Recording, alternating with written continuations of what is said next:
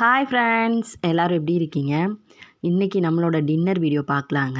ஆக்சுவலாக விநாயகர் சதுர்த்தியிலேருந்து கொஞ்சம் நான் பிஸி ஆகிட்டனால என்னால் டின்னர் வீடியோ போட முடியல. ஸோ அதை நான் இப்போ அப்லோட் பண்ணுறேன். அன்றைக்கி நம்ம வீட்டில் என்ன டின்னர் அப்படின்னு பார்த்தீங்கன்னா, முள்ளங்கி போட்ட கருவாட்டு காரக்குழம்பு தாங்க பண்ண போகிறோம். கருவாட்டு காரக்குழம்பு, ஒயிட் ரைஸ், இதுதான் அன்றைக்கான டின்னர். ஸோ முள்ளங்கியெல்லாம் எடுத்து ஃபுல்லாக கட் பண்ணிகிட்டு இருந்தேன்.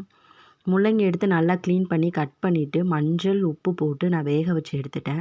ஏன்னா என்னோடய ஹஸ்பண்டுக்கு எல்லாமே நல்லா வெந்திருந்தால் தான் சாப்பிடுவார் காய்கறி, இல்லைன்னா சாப்பிட மாட்டாங்க. ஸோ அவருக்காக நான் தனியாக வேக வச்சே எடுத்துட்டேன்.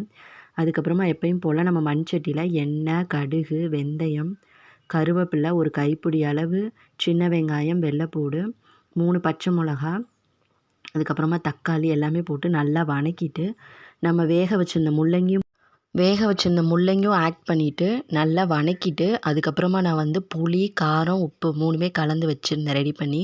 ஸோ அதையுமே சேர்த்து ஆட் பண்ணிவிட்டு குழம்பு உப்பு டேஸ்ட்டு பார்த்துட்டு நல்லா கொதிக்க வச்சுட்டேன்.